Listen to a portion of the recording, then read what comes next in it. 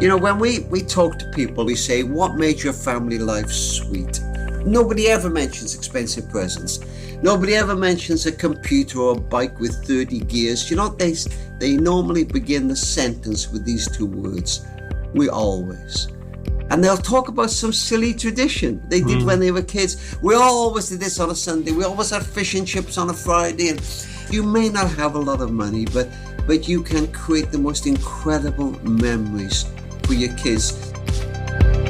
Welcome everybody, this is Simon Gilbo with Inspired. Inspired is all about just telling great stories and hearing from people in different walks of life, friends from across the planet really, and we get bombarded with so much bad news, don't we? So we want to have our faith edified, we want to be challenged and stirred and inspired. That's why we call it Inspired. So I'm very happy this week to have with us Rob Parsons. Welcome, Rob. Thanks, Simon. Great to have you, bro. So in terms of some introduction, Rob, well, he's got awarded an OBE. He's the founder and chairman of Care for the Family. Well, we met a few years ago at New Wine, Sligo Island, I think it was. Yeah, that's right, yeah. We had a drink after one of your talks in the evening with your colleague at the time, Catherine Hill. On the back of that, I became a monthly supporter. I'm not saying that to brag, but it just means that it's clearly Care for the Family is a ministry I totally believe in. You're an international speaker, best-selling author of more than 25 books. Funny enough, I just ordered The Heart of Communication this morning for my holiday reading. You've done your 60-minute series. I've appreciated the 60-Minute Father.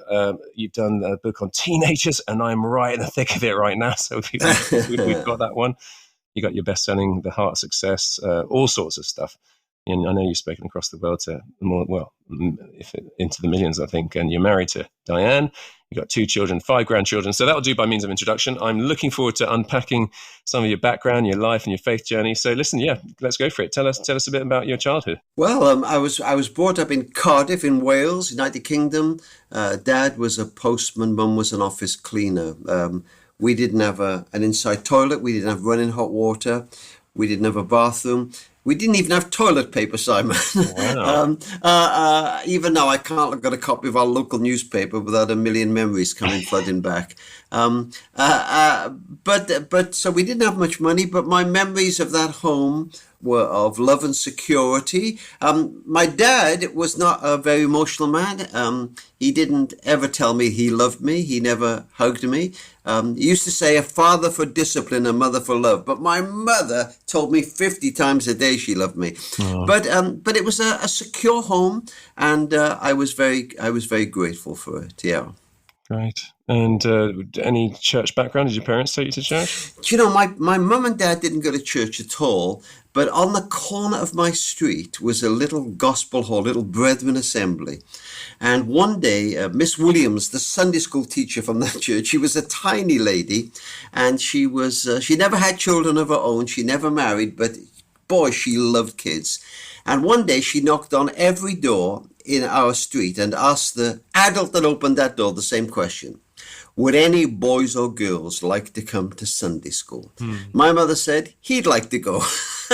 I don't know whether she was just interested in my spiritual development or some free childcare. Yeah. But the following week, Miss Williams led me by the hand into the world of Sunday school, and it was a remarkable experience. I was about 4 years old, and I went to that church well into my 20s. And you know, Simon, not too long ago, they asked me to speak at the 100th anniversary of that little church. And as I left, somebody pulled my coat. And I turned, and a voice said, "Do you remember me?" It was Miss Williams. Oh. I thought she was about 120 when she came to get me when I was 4. I only just stopped myself saying, "You're still alive." But she had a big effect on my life. So, yeah, that's how it began. Oh, God bless Miss Williams. And that's an encouragement for me as door knocking. I'm doing a lot of door knocking at the moment, trying to get people in our estate aware of, what we as St. Andrew's Community Church are offering. We're your community church. And I had the joy of seeing a lady come to faith this last week. So it's worth it, isn't it? I mean, and God bless Miss Williams. Incredible, honestly, and I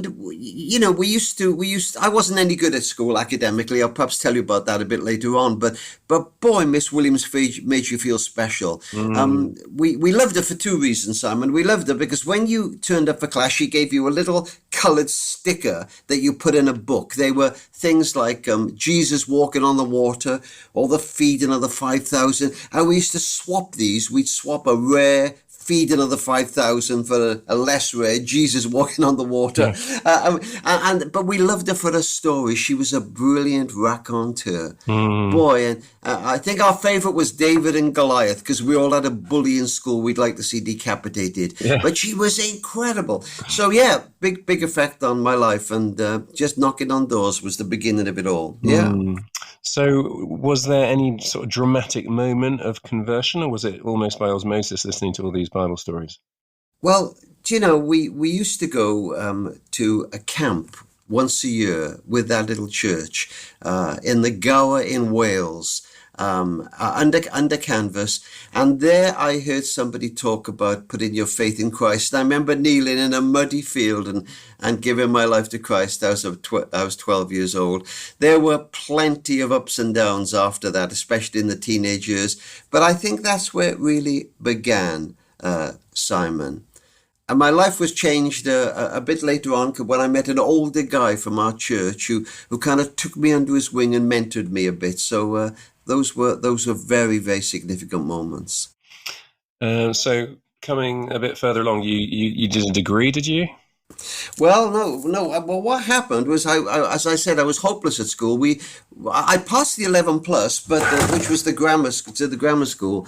But when I get there, it's like another world to me, Simon. These kids have books and tutors and telephones and cars. We only had 3 books in our home. We had a Bible, although, as I say, my parents didn't go to church. We had an atlas. And we had something called the doctor's book that was so written that whichever illness you looked up, you had, and also the one on the facing page. So I'm in school. I don't understand school, and I come last when I'm 14 out of 34 kids. My teacher writes in my report he's making no use of what little ability he has. I don't argue with that very much, but I'm about 15 by now, so I've been in that little brethren assembly a while. And I'm walking down the road one day, and all I want to do is be a rock and roll singer. And I've started a group called the Blue Jets. Mm-hmm. Now, this is the time when the Beatles were hitting #1 with songs like She Loves You and Please Please Me. We all wanted to be the Beatles. And an older guy from church came up to me in the street called Arthur Tovey. He was poor. They lived in 2 rooms in his mother's house. Arthur had a very bad speech impediment. He'd never passed an academic exam. He and his wife were told they couldn't have kids of their own, but they loved kids. They wanted to work with teenagers. And he came up to me in the street, Sam, and he said, next Wednesday, Margaret and I are going to have a Bible study in our home. Would you like to come? Well, look, when all you want to do is walk onto the stage in Las Vegas dressed in gold lame, a Bible study on a Wednesday is not the greatest offer you've ever had. But for some reason, I said yes. Mm. He was so good with kids, and he was a brilliant psychologist. He knew we'd get bored after a while. So after about 20, 25 minutes, he said, we're going to play table tennis. Mm-hmm. And it was a tiny room. He got 2 bits of hardboard, and we put them on top of the dining table, and we played ping pong with the bats up against our chest. And then he bought us fish and chips. And as we were coming back from the chip shop and the vinegar was seeping through the paper, Margaret would have the tea brewing. Do you know, Simon, when you walked into Arthur and Margaret's home, you felt like a king. He told you that you were special, that God had given you gifts. And when I was about 16, he said to me, Rob, do you ever take part in debates in school? I said, Arthur, I don't even put my hand up in class. He said, well, I think God has given you a gift of public speaking, and I'm going to teach you. Now, that was scary because he was the worst public speaker you've ever heard in your life. And he taught me to teach the parable of the prodigal son to kids in the Sunday school. I wrote a book about 20 years ago called Bringing Home the Prodigals, and we toured the world with that event. Mm-hmm. And Arthur taught me to teach that parable to kids. And you know, when I was about my mid-30s. By then, I was a senior partner in quite a large legal practice, and I was invited by the Law Society to be a keynote speaker in front of 1,000 lawyers in Vienna at their annual conference. And as I'm walking on stage, I ring Arthur on my mobile phone. And I said, Arthur, I'm about to go on stage. There's 1,000 lawyers out there. I said, you taught me to do this. He said, did I? And about 3 years after that, I'm promoting one of my books in America, and they get him live on air in the radio station from Cardiff. And at the end of the interview, the guy said to him, well, what do you think of the boy who came to your Bible class? He said, I'm proud of him. I cried on air. Arthur had almost nothing, but do you know what I think happened, Simon? It must have been like the little boy who brought his lunch to Jesus. You know, he's on the mountain, and he sees this fracas going on. They haven't got enough to feed the crowd. And he looks down at the lunch his mother made him and thinks, I wonder. And he pushes his way through the crowd, and something inside him says, sit down, you fool. Who do you think you are? There's Peter and James and John up there. But he knew if he sat down, he could never live with himself. So he says to the master, it's just the lunch my mother made me. If you want it, you can have it. And suddenly he sees that lunch broken to the crowd time after time. And when he was an old man, he told the story to his children's children. I think that must have happened to Arthur and Margaret. They must have sat down one day and said to themselves, well, darling, we don't have very much. We can't have kids of our own right now. We haven't got any money. We haven't got much gift. I've got this speech impediment. We haven't passed any exams, but we got 2 rooms. I think we could teach them a bit of the Bible. We could buy them fish and chips if we saved our money. Why don't we give it a shot? And Arthur changed my life, Simon. In fact, I was speaking in South Africa some time ago to the $1 Million Round Table, men and women who were the CEOs of multinational companies. And I was speaking about the importance of spending time with your kids when they're young, not developing your business to such an extent you miss their young lives. And I mentioned Arthur, and at the end, a multimillionaire came up to me with tears running down his face. He said, Rob, I think you may have changed my life, and I've got Arthur to thank for it, haven't I? Yeah. I said, you really, really have. So Miss Williams and Arthur, those were big influences in my early life, Simon. Oh, I've got tears in my eyes. And it's so encouraging because, I mean, I got some horrific school reports as well, but I wasn't bottom of the class, and I wasn't those words spoken over you. You're never going to amount to much, and yet you've amounted to a huge amount, and in the world's eyes, let alone in terms of what you've done with Care for the Family and your books. But so how does this sort of loser, almost dropout, end up being a lawyer? Well, it was remarkable, really. We in the United Kingdom, you know, we used to do things called O-levels. Mm-hmm. They're called GCSEs now, and various different exams throughout the world when you're about 16. I managed to pass 3.5. You got a half if you couldn't pass maths, but you could pass arithmetic. So I managed to pass that. And then my mother got a cleaning job, and she got enough money to pay for me for a tutor to French. And that got me through French, and I picked them up one at a time. And eventually I got enough O-levels and A-levels to get into a college of education and train to be a teacher. And I was about to go for my first teaching job, and I'm giving a talk to some teenagers one night at church, and there's a man lounging at the back. He was a young lawyer, early 30s. I'd seen him turn up, handsome guy in a brand new Alfa Romeo car, and he had the world at his feet. And he came up to me afterwards and he said, I think you could be a lawyer. And he said, I want to offer you a job, and I'm going to pay for you to go through law school. I said, well, John, I'm about to be a teacher. He said, well, it's up to you. So I went home and I said to my dad, Dad was shaving to go on the night shift as a postman. And I said, Dad, I met this guy, he says I could become a lawyer. And Simon, I remember what he said to me now, as though it were yesterday. He said, son, people like us don't become lawyers. And I don't think he was being sarcastic. He probably wanted to keep me from the pain of failure. But so I went back to John and I said, John, I'd love to become a lawyer, but let me teach for a year first. I trained to be a teacher, and we do a lot with kids anyway. So perhaps at the end of that year, I'll join your law firm. And I did. I enjoyed teaching, but I had a chance to become a lawyer, and I did become a lawyer. In fact, I became a very successful lawyer. Within a short period of time, I was a joint senior partner of a 10-office legal practice. And John and I were invited to run seminars all across the world on how to expand a legal practice. So often in the London Hilton Hotel at Park Lane or big conference centres, I would speak in front of hundreds of lawyers on how to grow a legal practice. So that was a bit of a shock, really, to suddenly be doing that all across the world. And that was into my my early 30s. And by then I was married, and by then we had 2 kids and a very unusual member of our family. Shall I tell you about him? Yeah, go for it. All right, well, Dan and I had only been married for a very short period of time, a couple of years, a bit longer than a couple of years. And near Christmas one night, there's a knock on my door, and I open it. In the darkness, there's a man standing there. In his right hand, he's got a frozen chicken, and in his left hand, a black plastic bag with all his worldly possessions in. And I say, "It's Ronnie, isn't it?" He said, "Yes, Rob.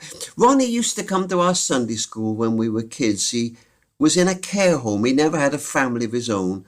And the Sunday school superintendent used to get him and bring him every week to the Sunday school, and then later to our youth group. And then I'd lost touch with him. He'd left the care home at 16, and now he was homeless pretty well." And I said, "Ronnie, where'd you get your chicken?" He said, "Somebody gave it to me for Christmas." I said, "Well, can you cook it?" He said, "No." I said, "Come on in. Diane will cook your chicken."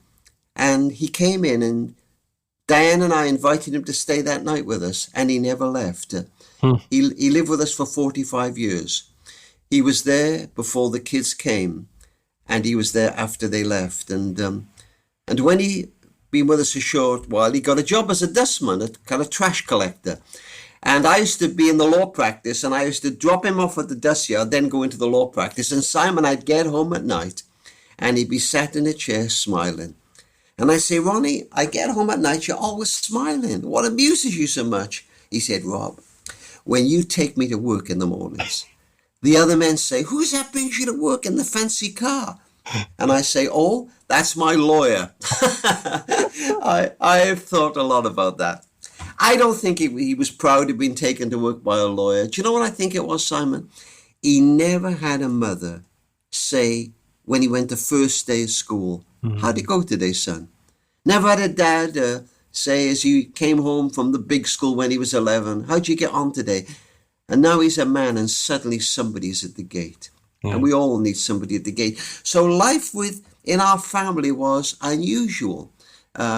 Sometimes people say to me, "All you Christians care about is the nuclear family." My kids have never lived in a nuclear family. We've always lived in an extended family with Ronnie with us. And you know, Simon, a little funny thing, when I became a partner in the legal practice, they bought me this really fancy car. And I was dying to show it off to somebody. So I thought, well, Ronnie will be impressed. So I took him out in it. I said, "Ronnie, look at this car." He said, "Wow, Rob." And I put my finger on the steering wheel, and I moved it around with just one finger. I said, "Ronnie, this is called power assisted steering." He said, "I know. We have it on the dust carts." Oh dear. So I'm interested in, before getting to care for the family, how did your faith work out as a lawyer and as a leading lawyer? I was very fortunate in that I became part of a church on a vast housing estate in our late 20s. I still go there now. We've been there over 40 years. And I was surrounded by people who genuinely cared for me. In fact, I became a leader in that church. And so I'm in this world of business, and there are many, many challenges.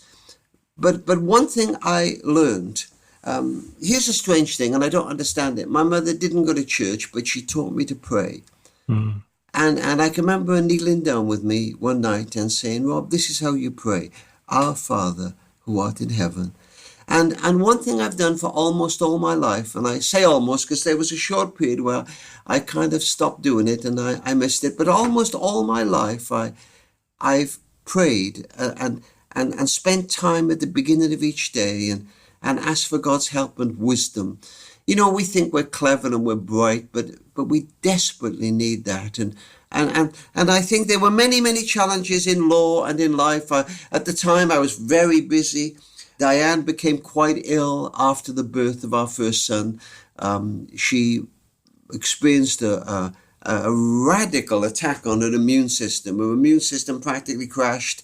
And then she went into a long depressive illness that lasted several years. And those were very, very dark times. And I can remember as a young lawyer thinking, what's wrong with me? People come to me and I fix things for people. I make it happen. I put it right, but I can't put this right. Mm-hmm. And I can remember Diane was in bed asleep upstairs and I just got the kids to bed and a fellow leader from the church came around. It was a winter's night and we prayed kneeling in the darkness. And I can remember feeling this incredible need of God. And you know, the honest truth is, Simon, that those times are difficult, but I think the problem sometimes with times of success in our lives when we think we do well is we kid ourselves that we're in control, but we're not. Mm-hmm. Our next breath is a gift of God. Yep. And certainly this last pandemic has shown us that we have literally no control. So through the law, through all those experiences, I think I was very blessed to have his presence. And yeah. And you go through the tough times, don't you? You don't want them, but you do. Do you know what happened one night? Diane said to me, she wasn't well enough to go to church. And she said, Rob, could we start a little group in our home? And we asked the leaders, could we do that on a Wednesday night? And they said, sure, go for it. And we started a group called For Strugglers on a Wednesday night. It was for people who had known emotional breakdown, mm-hmm. for those who'd lost their faith, for those who had no faith. And you were invited if you felt you were a bit of a struggler. Simon, people practically knocked our door down to get into that group. I remember opening the door one night and there was a GP standing and a doctor. And he said, I've come for the group. And our church had about 20 house groups. I said, you probably come to the wrong group. This is a struggle. No, I want to be in the strugglers group. And I can remember saying to one young woman, a young social worker, she was very cynical. She wasn't a Christian. And I said, Jill, we're going through a bit of a tough time at the moment. We're not perhaps the greatest example of Christians that you could see. She said, oh, you're fine. And I went to bed that night and I said to my wife, Diane, I doubt Jill will ever come to faith in Christ.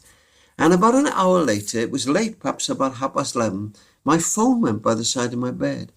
And it was Jill. Mm. And she said, I'm sorry I'm ringing you so late, but he has met me.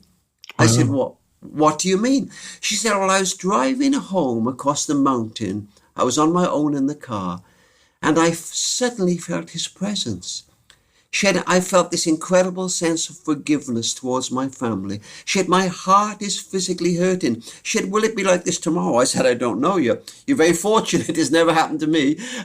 And Jill came to faith that night, and so did many other people in that group. She's still, almost 40 years later, a very strong follower of Jesus. And we discovered in that group, Simon, what we've come to call the power of weakness. Mm. We don't need to have everything together. We don't need often to have the answers to the questions people ask us. We need to be real. Yeah. And sometimes we need to say those incredible words. Me too. I've been there. I've been through that as well. And the Bible says that he loves to use the weak to confound the strong and to do great things. So those were deep lessons of faith in our lives, and I think we've never lost that. Yeah. Hey folks, I hope you're enjoying the podcast. I'm loving the response we're getting from across the world. It's just wonderful to see how encouraging and inspiring it is being and hitting the spot. Listen, if you are being blessed by it, I'd love it. Basically, this happens under the auspices of our ministry, Great Lakes Outreach, which works in the poorest and the hungriest country in the world, which is Burundi. We're having an incredible impact in the toughest of circumstances. We want to carry on supporting those local folks doing a great job. So if you wanted to, greatlakesoutreach.org/inspired. You could make a donation there. I'd so appreciate it. Also, it's word of mouth, isn't it? So gossip these podcasts to other people, get them to subscribe, give us a great review. Absolutely wonderful. So grateful to you. So that's greatlakesoutreach.org/inspired. If you want to do a monthly, a couple of quid a month, or a one-off donation, we'd be incredibly grateful. All right, now let's get back to the podcast.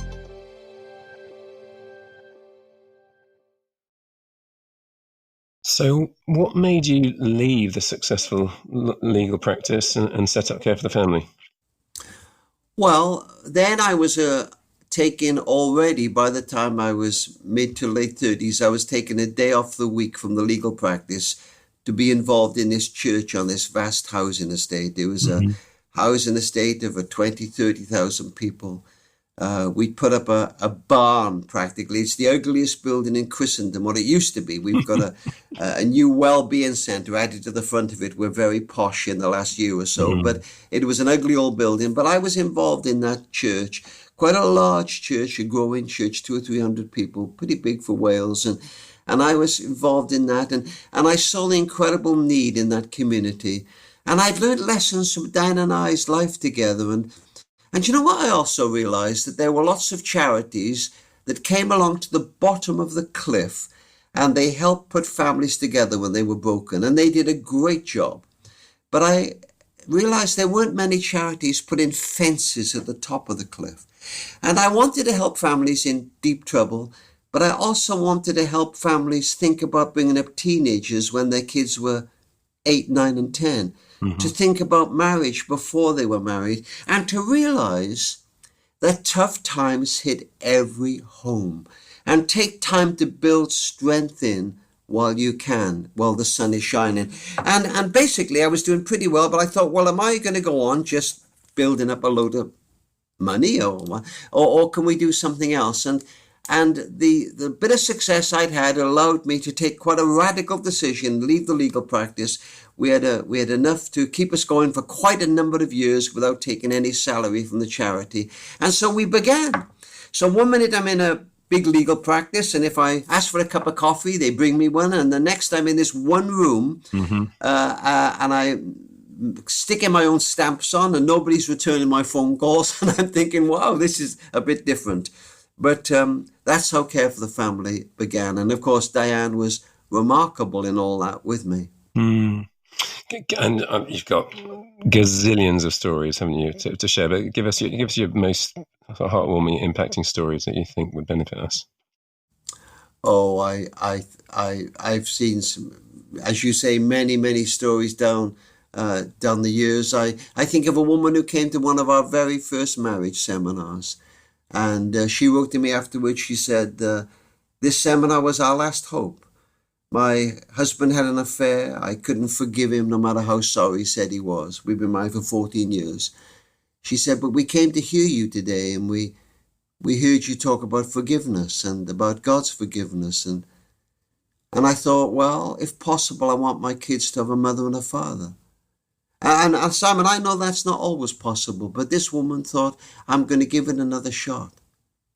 And she began to try again to rebuild their marriage.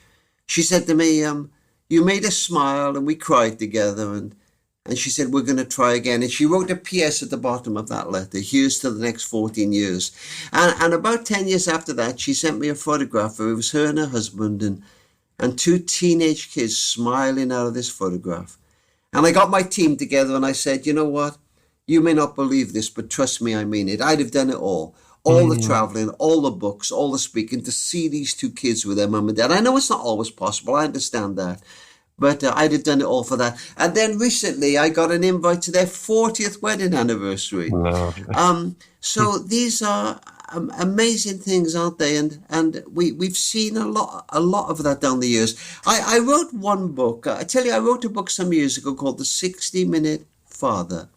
It was a very short book. It's been my best-selling book ever. It was the shortest book I've ever written. It's in many languages. And I wrote about some mistakes I'd made when my kids were small. And as I began to tell those stories, particularly in the business world, people seemed to really resonate. Do you know, I remember when my kids were small, Katie would be about 4 years old, Simon, and I'd be reading her a bedtime story. And the phone would ring downstairs. We only had a phone downstairs then. And she'd say, Daddy, please don't take it.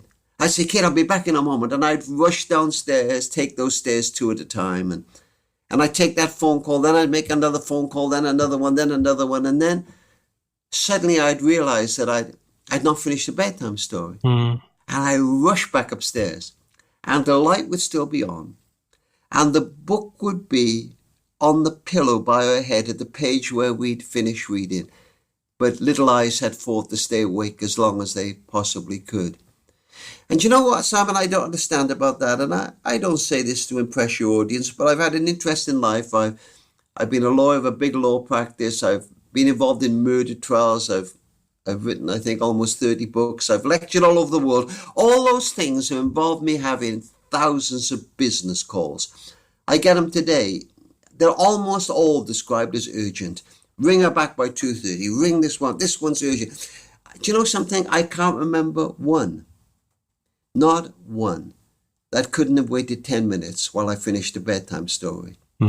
But at the time, it seemed so very important. And you know, three things kept me in that lifestyle longer than they should have. And I wrote about these in the book, The 60-Minute Father. Number one, I used to say to myself, a slower day is coming. Life won't always be this busy. When we got the new branch office sorted out, when the computers are in, but you know, a slower day is not coming. And if your listeners have anything that matters to them, it's best to try to give that time today, if possible, a little time today anyway. And secondly, I used to think, well, I want them to have more than I had. I want my kids to have more than me. I want them to have, well, toilet paper, for goodness sake. I want them to have an insight. I want them to have a nice car. But somebody once said, a psychologist, he said, we're so busy giving our children what we didn't have that sometimes we don't have time to give them what we did have. And then lastly, I forgot how fast the door of childhood closes. You know, when Lloyd was a little boy, I used to sing him a little song before he went to sleep. It was a song my mother used to sing to me. I don't have a singing voice, but he'd let me croak it out because it extended bedtime. And one night as I began to croak, he was about 5 years old, he said, don't. And I said, why? He said, because it's babyish. Do you know what that little boy was saying? He was saying, Dad, I love you. And we got some great times ahead. But I'm serving notice on you now that particular door of childhood has closed now. And Simon, when it closes, no power on earth can open it. But I was grateful I learned those lessons while my kids were young. And as I said, I wrote about them in the book. I've talked to business people all across the world about those issues. I've had many conversations, particularly with men, and they're about 60 years old, and they've achieved a lot. They've got the car parking space, Mark's CEO, and they've got the office overlooking the lake, but now they've retired, and someone's given them a clock. Ironic that it is a clock. And now they desperately crave relationships. But in many ways, they've missed them. It's not absolutely too late, but these are precious years. And so those were big lessons for me, Simon. Let me be selfish as a parent of teenagers, and I've got your book on teenagers right now. Did you go through any sort of really rough teen times with your kids, and what would be your top tips? Well, you know, if you have more than one child, you will almost certainly have chalk and cheese. They will be different characters. That is particularly galling if your first one is compliant, because that's what lures you into having the second one. Dan and I thought we were brilliant parents for about 2 years. We used to give people negative advice where they were going wrong with their kids. Look at Katie, she's perfect, but it's not a good idea. Because actually in heaven, you probably may not know this, Simon, there's a little committee. And they work out the kind of kid they're going to send you next time. And when they see an arrogant parent with a compliant child, the chairman of that committee says, have we got any of those other kind left? Lloyd came into the world smoking a cigar. That kid used to wake up every day of his young life with the same prayer on his tiny lips. Dear God, help me drive my mother crazy today. And every day God answered his prayer. And you know, the testing toddler turned into the testing 10-year-old and the testing teenager. Uh, I was talking to a woman in one of my seminars. She was crying. I said, what's wrong? Can I help you? She said, I'm not sure you can. She said, I've got a girl of 9. She's a joy. And I got this little girl of 6, and she's given great difficulty. I got a boy of 4. He's fine. But this middle one is terrible. She hits her older sibling. She hits her younger sibling. I'm getting letters from the school. She's driving us crazy. And then she said something that's almost impossible for a parent to say. She said, sometimes I think I don't love this child. And I look at her and I can see she loves her so much she would give her life for her. I said, oh, I hear this all the time. Do you want the good news or the bad news? She said, well, tell me the good news. I said, well, it's normal. Normal. You get more than one child. This is your testing one. You somehow got to get her through. She said, well, what's the bad news? I said, well, do people tell you that by the time she's a teenager, she'll have grown out of it? She said, yes, people tell me that. I said, well, she won't. She's going to test you all the way through the teenagers as well. This is your testing when you've got to get her through. And boy, that was true for Lloyd. I mean, not in massive ways, but I'll tell you, that kid was testing. If we'd only had Katie, I would be a disaster writing books on parenting. Because I think if you can do this and this, look, here's a little secret. When it comes to their own kids, there are no experts. Not the people who write the books or run the seminars, just people trying to get their own kids through as best they can. But I'll tell you a mistake I made with Lloyd, and we're very close now, and Katie. But a mistake I made with him, but I saw it pretty early on. I realized that because he was the testing one, all he ever heard was negative. Stop hitting your sister. Why are you doing that? Where's your homework? Why didn't you tidy your bedroom? Diane told me she wouldn't go into his bedroom unless she had a tetanus injection. Why? All he ever heard was negative. But none of us can live like that. When the ear never hears praise, the heart loses the will to try. And somebody gave me this great tip. Even with the testing child, you've got to catch them doing something right. And you know, the testing child often has a wonderful heart. They're great friends. They can walk into a room and light it up. They're the first to give their pocket money to a homeless person. You've got to catch them doing something right and praise them for it. I was having dinner with a businessman some time ago. I said, tell me about your family. He said, I got 3 kids. I got a daughter, she's 28, she's doing a PhD. I got another daughter, she's 25, she's doing an MA. And I've got another child. I said, well, tell me about your 3rd child. Oh, he said he's 19, he's dyslexic, his bedroom's a mess. He doesn't get his college working on time. He gets car parking fines, he forgets to pay them. I tell him, you better sharpen up, it's a tough world out there. I touched him on the arm. I said, sir, can you remember when you last praised that boy for anything at all? He said, I really can't. I said, when you go home, find something he does remotely well and praise him for it. It will revolutionize your relationship with him. And to his credit, he said he would. You know, the Bible said our words have the power of life, and they do. Yeah. Looking back, I mean, you're still chairman of Care for the Family. What of all the stuff you're involved in, what brings you most joy? What are you most rightfully proud of?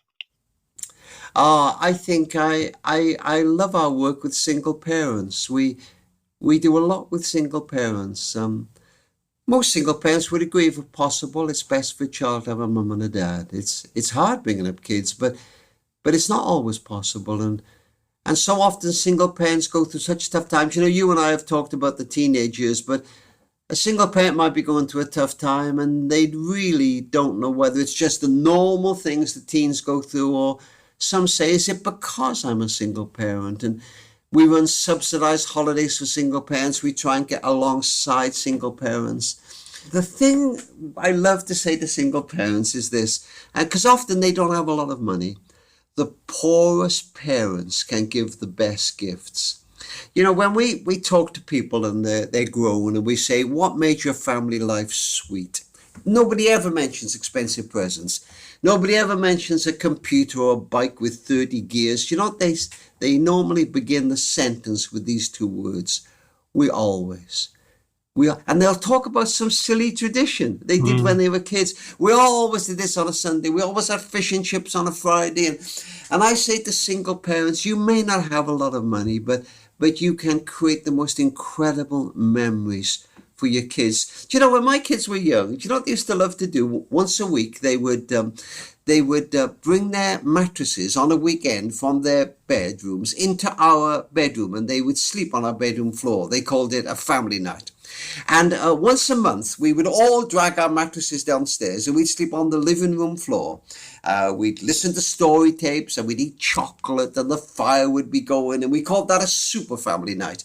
Now, I put that story in a book, in fact, the book we've talked about, The 60-Minute Father. That book sold in 20 languages all across the world. So as you can imagine, Simon, I've got families all across the world dragging mattresses downstairs. And I was speaking in Canada some time ago, and I walk into this big auditorium before I'm about to speak.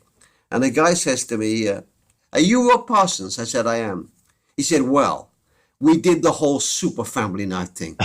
But he said, it's a king-size mattress. And he said, my wife and I are bringing this mattress downstairs, and it falls on my wife. And as I go to get it off, I put my back out. I've been off work for a fortnight, and I thought he was cross with me.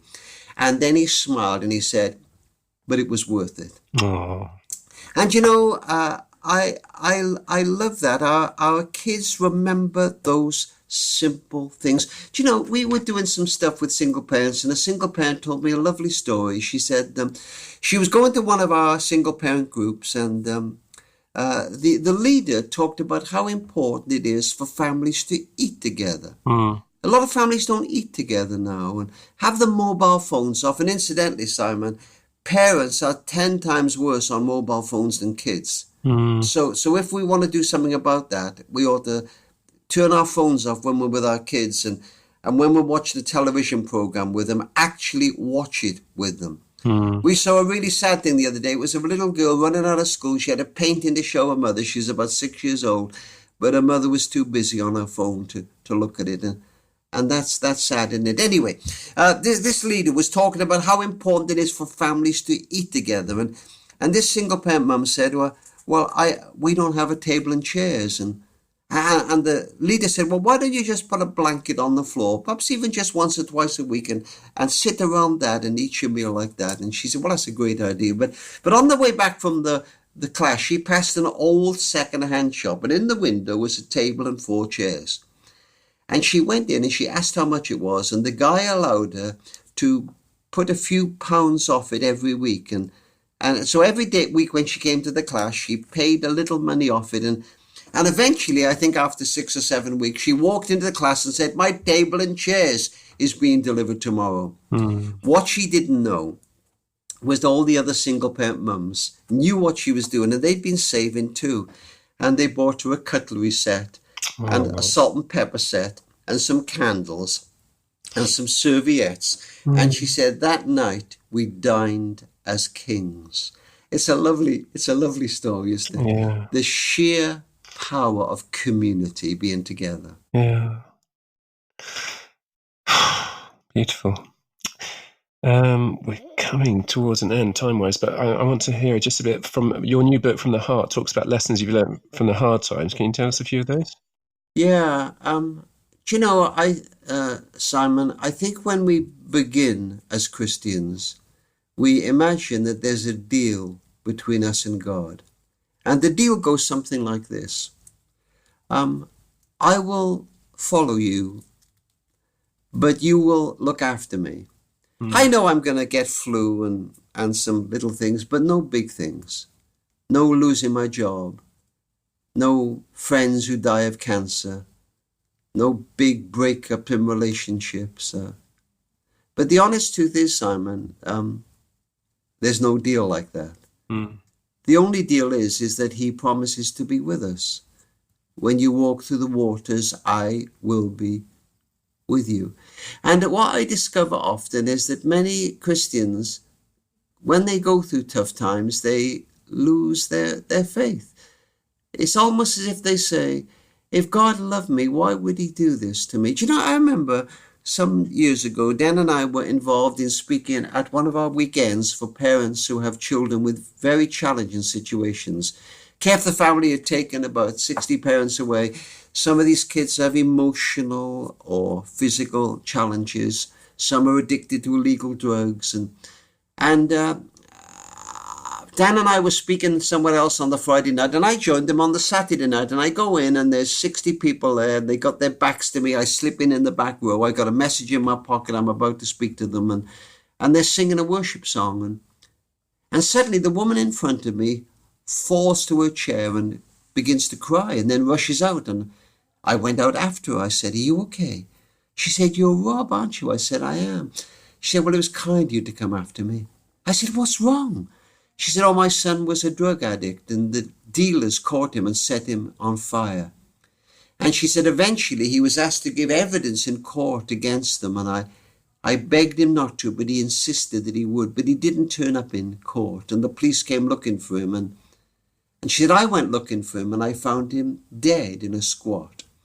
2 men were seen running from the squat, and the police are trying to work out whether he was murdered, whether he took his own life or overdosed accidentally." And she said, "I think he was murdered." And I prayed with her and comforted the best I could. And then I went back in and I sit in the front row, and I'm about to give my talk that's in my pocket. And a woman is speaking. She's about 28, 29 years old. And she said, "My husband and I desperately wanted children.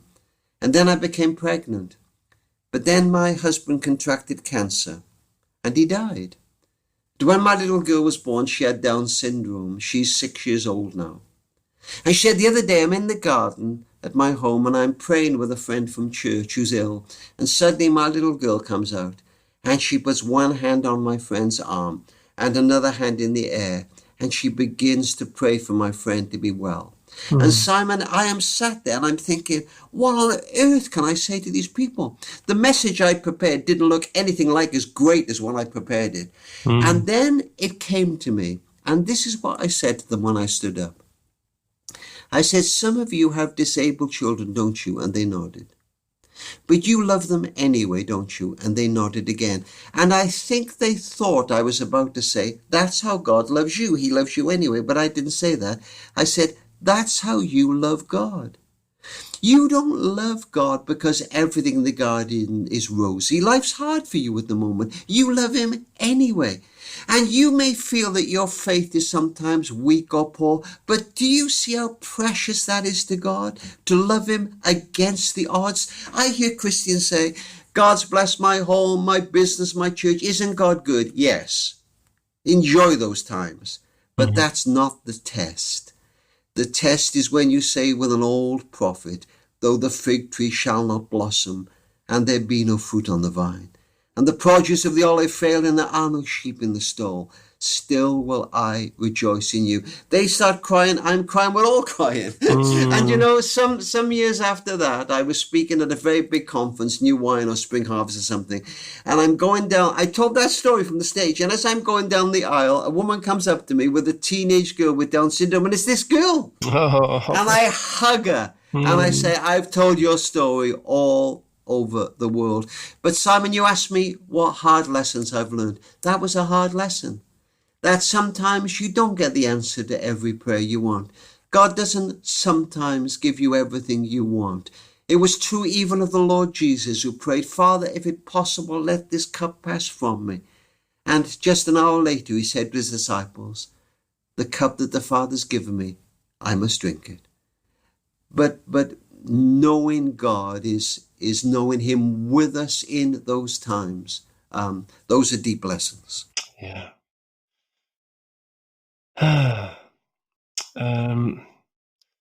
I just want to sort of leave silence for us to reflect, really. I can tell you my favorite story in the whole world. Shall I do that? Go for it.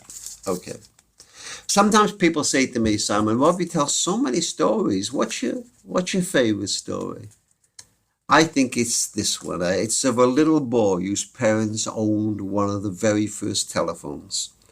I put it in a book I wrote called "Let Me Tell You a Story." He said we lived on the plains in America. It was a wooden thing, and they delivered it, and you had to wind it up. And My mother would say, information, please. And a voice would say, this is information.